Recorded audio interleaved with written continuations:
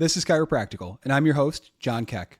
Chances are, if you've served or know anyone that has, you've seen it, you've heard it, you've probably even felt it. Low back pain, neck pain, that wear and tear that comes from the hectic action of military life. Since 1999, the Department of Veterans Affairs has woven chiropractic care into their system, and since 2004, it's been a standard VA benefit. Today, veterans can see chiropractors on-site at VA facilities or throughout their community cares program.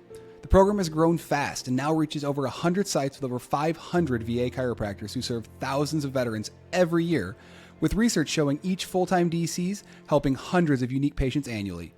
In short, chiropractic isn't an add-on at the VA. It's part of the toolbox to keep veterans moving, working, and living with less pain.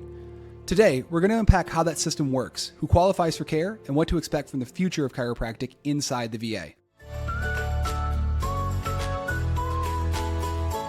Welcome to Chiropractical. I'm your host, Jon Kec, and today we're diving into a conversation I've been hoping to have for a long time: the role that chiropractic care can play in the VA.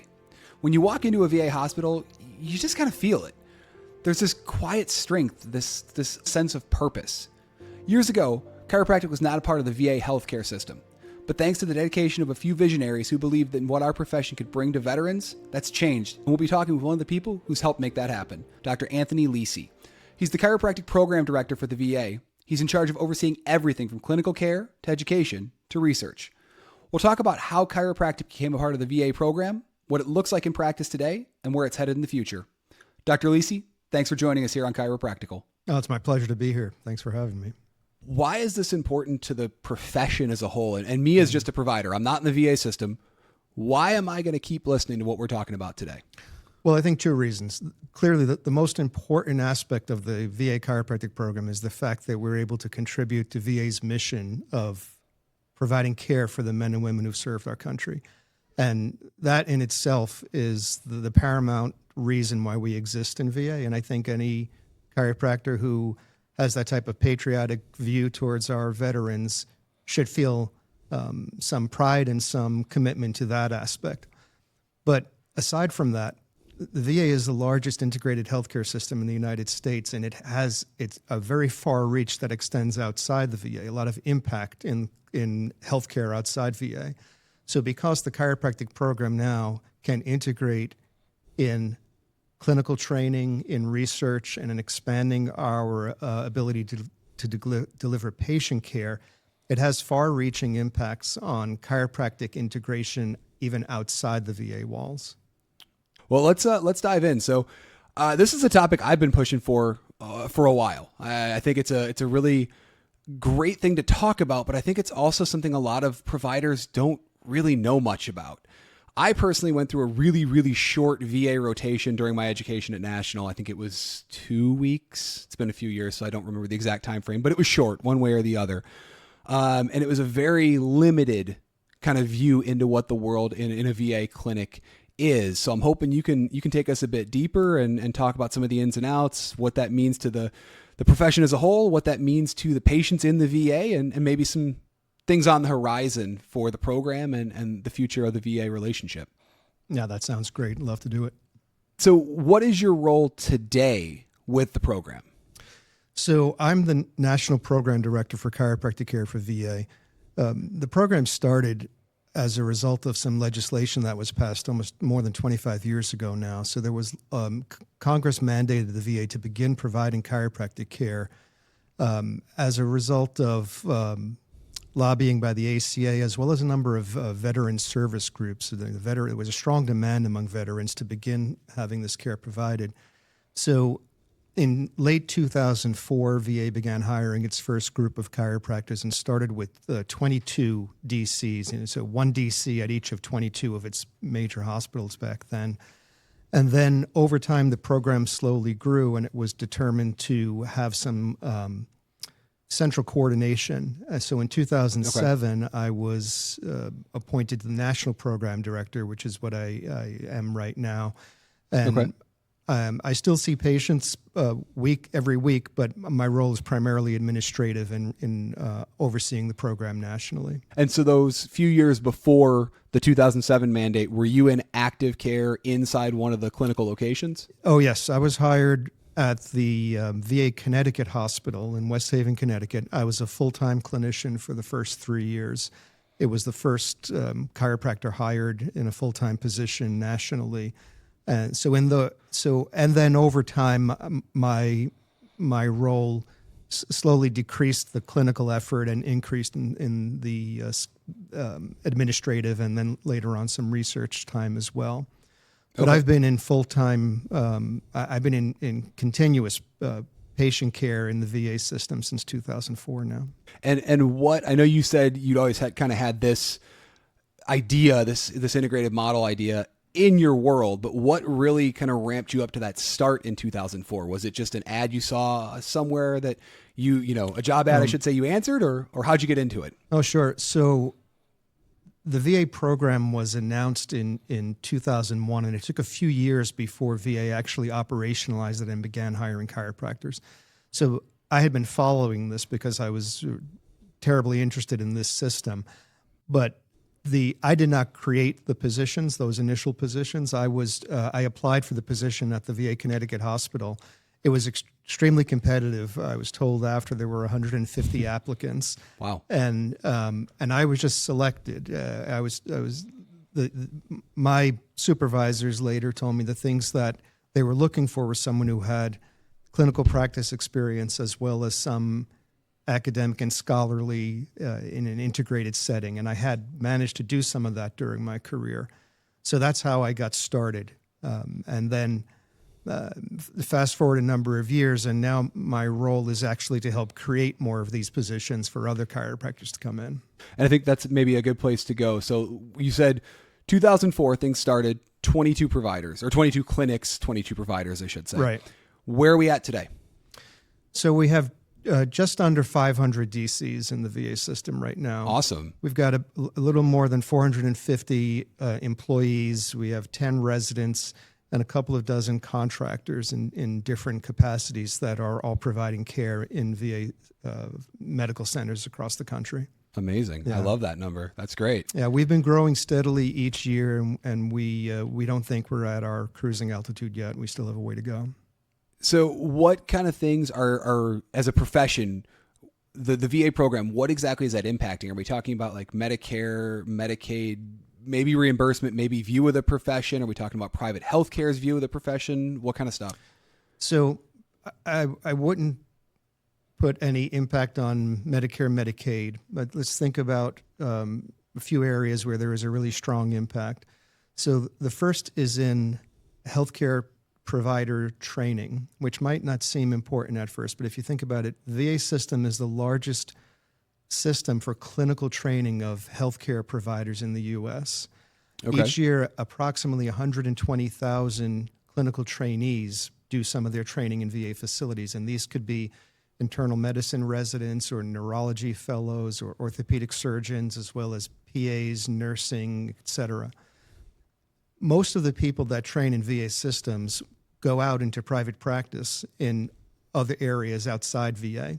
So the fact that we have a lot of these other medical providers who are now doing their training where they're collaborating with chiropractors and where their clinical mentors are engaging them with referring patients to the chiropractic clinic at VA, that sets a pattern, a training pattern that they learn in residency that helps build bridges when they're out in the community. So the idea that so many medical providers are now being exposed to chiropractic care as part of their standard training, which has really never happened before. Another area of impact is in education for chiropractors. You mentioned you had a limited experience when you were a student, but we've had this ability for chiropractic students to train in VA facilities that has been growing. We estimate about over 2,500 DC students have done some training rotations in VA facilities over the past years. And in many cases, this gives them an opportunity to get exposed to more complex cases and team case management. Even for students who don't have any aspiration to be part of a hospital system, the ability to increase their clinical acumen and exposure is another plus for the chiropractic profession in terms of its integration.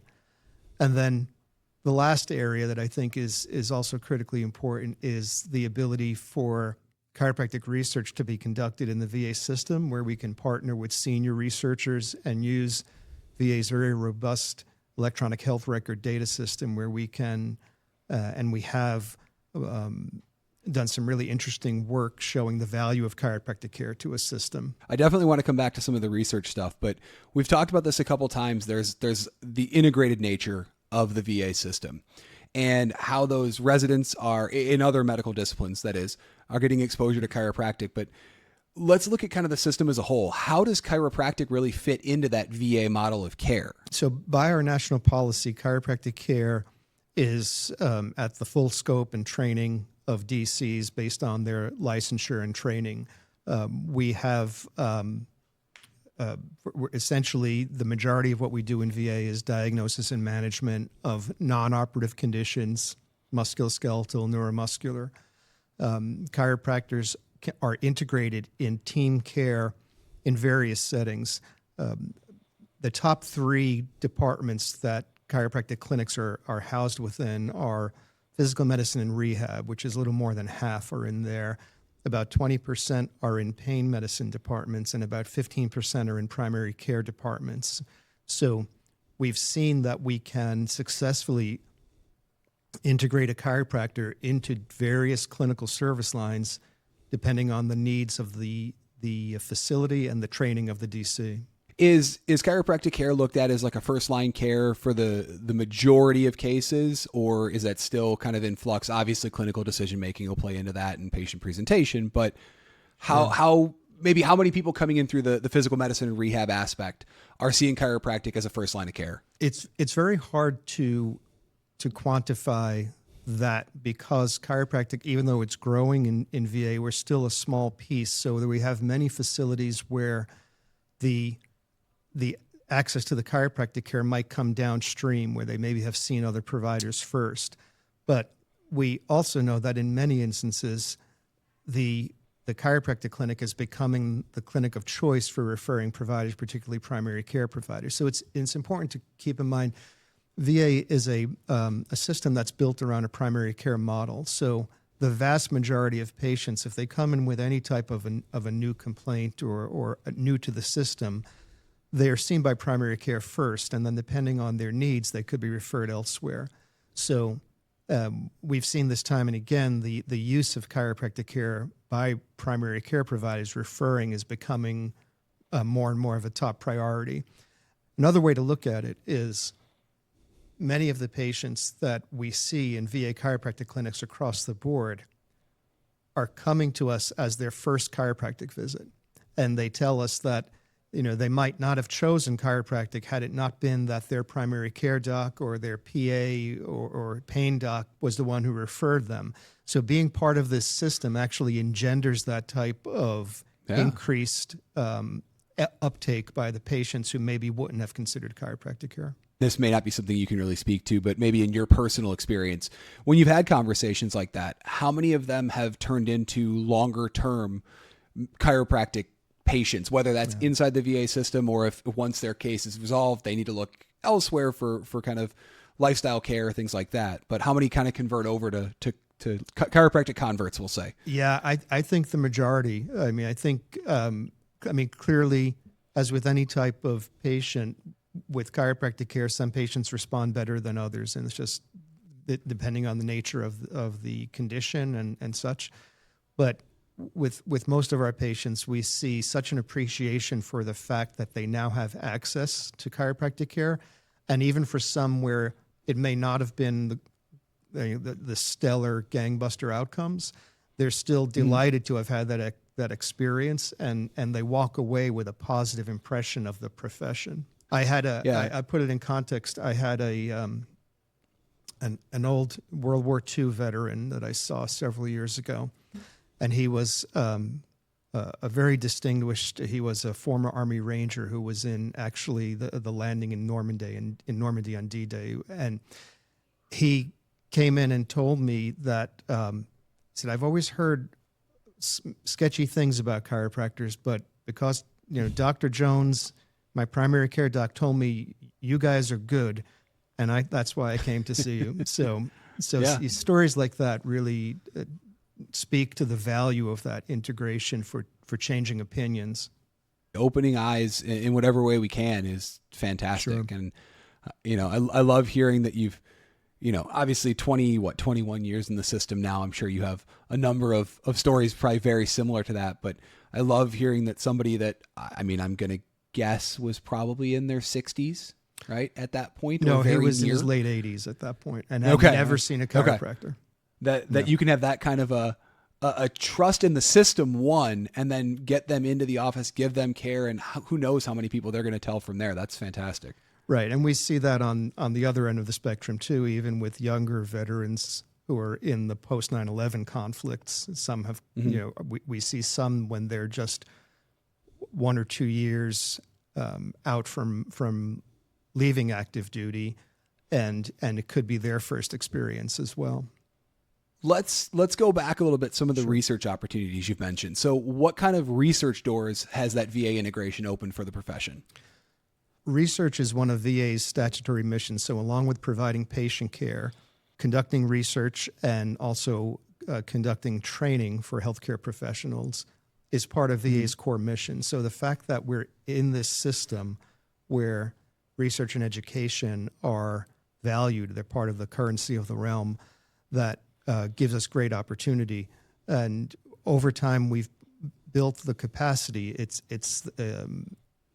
many times with research projects, it takes a while to get things going and off the ground. But we've established the capacity, at least in a number of areas where non-chiropractors are looking at chiropractic care as part of their research and studying how chiropractic care fits into the system. We've done work with my own group that we're really excited about. Very recently, as I mentioned before, VA has a large electronic health record. It was it was actually one of the first large-scale electronic health records that were implemented. So we've got years and years of robust clinical data that are able to be harvested in large data sets. And so we recently did a study that was published in the Journal of General Internal Medicine a few months ago. We looked at all the patients in the VA system in a 5-year time frame that were presenting to their primary care doctors or primary care providers with their first presentation of low back pain, and were able to follow those who received care for low back pain in the VA system over the next year. And these were patients who were not taking opioid medications. And so wound up with a population of over 128,000 individuals, which is a really sizable number. And we're able to split those who had chiropractic care and those who didn't. And the ones who had chiropractic care in that following year had a 23% less likelihood of receiving a new opioid prescription compared to the group that didn't receive chiropractic care. And and we were able to see that very clearly and substantially along the 12-month period, which just shows that having the opportunity for patients to access chiropractic care, and keep in mind, these were patients that were still seeing all the other providers in VA, so they could have received an opioid if their pain wasn't improving. And this was when we controlled for all measures of complexity and patient age and disease severity. So things like that are, to get data on 128,000 patients to do a randomized trial is, it's just impossible. It's not practical to do. Yeah. So that's one area when we look at using the care as it's occurring, which actually gives it a strength because this is real world care. It was what actually happens in the trenches with chiropractors seeing patients. Yeah, I was going to say, I don't think that number is feasible or achievable anywhere else. I don't even know if you could get large health systems to bind together and get you that much data. Well, that's one of the values of this system. And now that we have a number of years of data on chiropractic care in VA, we're approaching our 4 millionth chiropractic visit in total. So I know my team in my group, as well as others, are at the point to continue to refine our ability to use those data. But also VA could be and has been a site for prospective clinical trials. I'm actually part of a large trial looking at chiropractic dose for low back pain, and results for that will be coming out soon.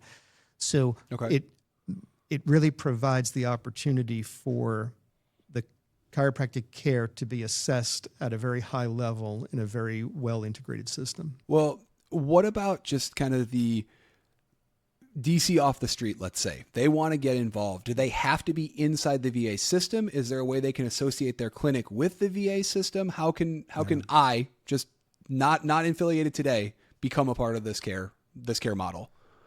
So this is a really important point. Most of the care that VA is both a provider and a payer, and it's always been that way. So we have staff that work at VA facilities in every discipline, whether it's cardiology or chiropractic or anything. And care is either delivered by providers in-house, or if the care isn't available, or if there's a rare specialty, let's say like obstetrics, which most VA facilities won't have an obstetrician on staff, or if there's a backlog, a cardiologist is out sick and now there's a extra wait time, or the patient just lives very far away from a VA facility. In any of those situations, and the VA, the veteran is eligible to receive care outside of the VA system, where the VA covers the cost of that. And that's called our community care program. So VA community care could be Googled, and all the information is public. So by congressional mandate, VA doesn't engage panels of providers ourselves, but we use intermediaries to identify the providers who have access to this community care system. And currently there's TriWest and Optum are the two companies, and this is all on the public side as well, that an individual DC can interact with and can join that network to have access to the VA community care system. I can give a little more detail on some of the context of that. So yeah, absolutely. So in the fiscal year 2025, which just closed, over 400,000 veterans received VA chiropractic care. Okay. 180,000 of those were seen in-house by the 500 VA chiropractors, and 220,000 of those were seen outside in private DC offices. In fiscal 25, there were just under 14,000 DCs who were part of that VA community care network who were seeing VA patients. So there really is the opportunity for those DCs to engage in that regard. Of course, if there's a DC who has the specific drive to become a part of the system as an employee or so on, we have pathways for training for early career DCs. Our residency program has been an incredible feeder system for young DCs to get the training that makes them strong candidates for these types of positions. And what about on the private side? So I'm just a private practice provider, want to be part of the community cares program. Can you provide any insight in kind of what that process looks like? Is it an application process? Is it interviews? Is it submitting billings? So it's an application process to one of those two third-party administrators, either Optum or TriWest. If you draw a line through the middle of the country, the East Coast is roughly on Optum and the West Coast is roughly on TriWest. So an individual DC would apply, and this information is all on the public portal for providers on the Community Care Network. Just anyone can go there and click on the for providers, apply to either of those two, depending on where one's practice is located.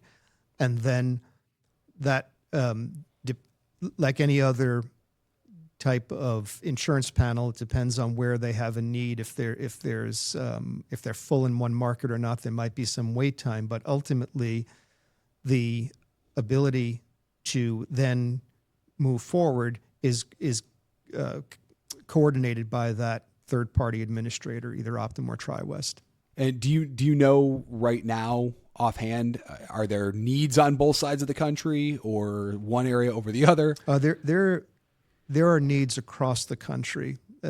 Probably almost in every state, there's room where more DCs can be part of this community care network. It might be possible that certain metro areas are full and others not, and I don't have the deep data on that. But certainly it's an area where we expect this to continue. As we grow chiropractic care in VA, it will continue to be a blend of care that we provide in-house with employees or staff chiropractors, as well as care that we purchase from private DCs. And we see that continuing to grow in both domains over the next 5 years. Now, you touched on one little piece a second ago, too, the residency program. Yes. Talk to us a little bit more about that. How can our student DCs or early career DCs, what options are there for them as well? The residency program that we launched in VA in 2015 has really been a foundational element of our program, of the overall chiropractic program in VA, and it's really been a fundamental advance in chiropractic education. We started with the principle of thinking, what would it take to build upon the competencies that a young graduate has when they leave chiropractic school? What are some of the attributes that might make them stronger to fit into a hospital system, whether it's a VA or other medical system?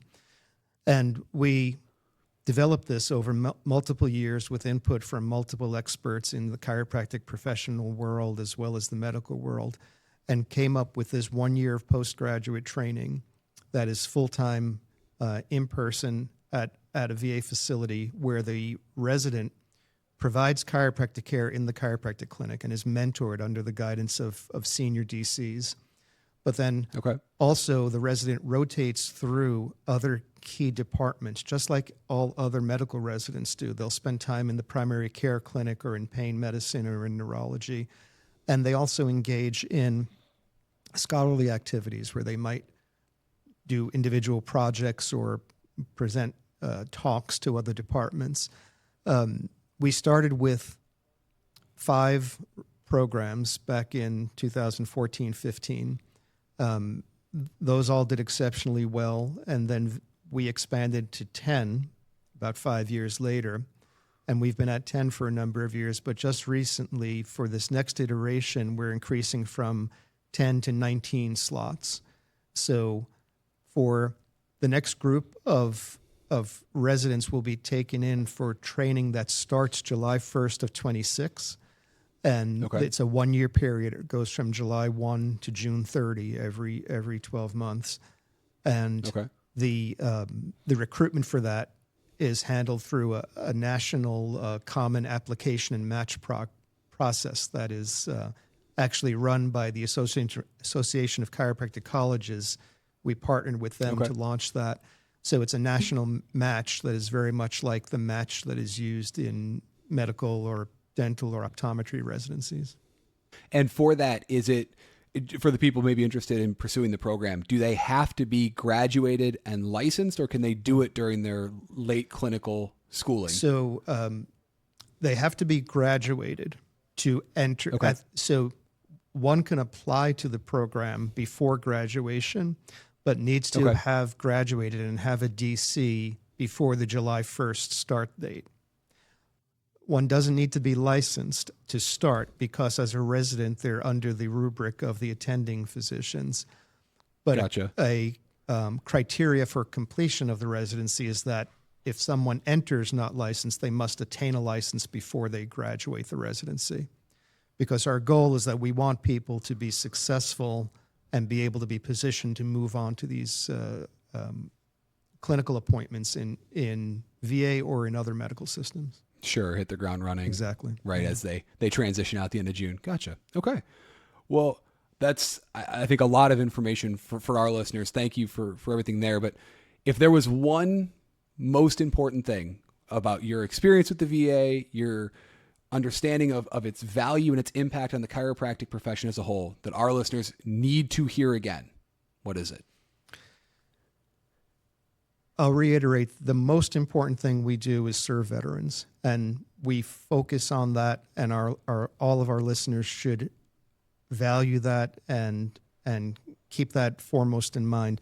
But the impact of the profession, that the best way we can continue to do this is by to continue to grow and elevate our opportunities, elevate our competencies, because so much chiropractic care now that VA provides is provided by DCs out in the field as opposed to the 500 odd DCs in VA.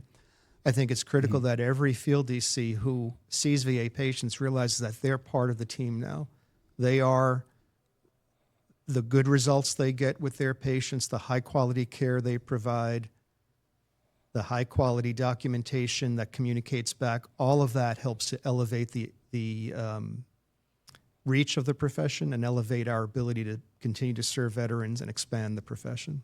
I love all the info today. I love all the conversation. Thank you, Dr. Lisi, so much for the time, for the peek behind the curtain into a world I didn't know much about. I'm going to guess a lot of our listeners probably don't know very much about, but a lot of really good stuff happening and a lot of good information on how people can keep educating themselves and really get involved in a part of healthcare that I think is woefully underserved in a lot of ways. Like, I think our veterans need so much support and so much care, and they just need to know how to get in, need to have the people willing to do it. And I hope the chiropractic continues to be an ever growing piece of that puzzle. Well, thank you for your interest. It's been a pleasure to be here and share this information. Absolutely. Well, have a fantastic rest of your day. You too. Thank you again, Dr. Lisi. I think you captured the message and the spirit of today perfectly. The story of chiropractic in the VA is really a story of service.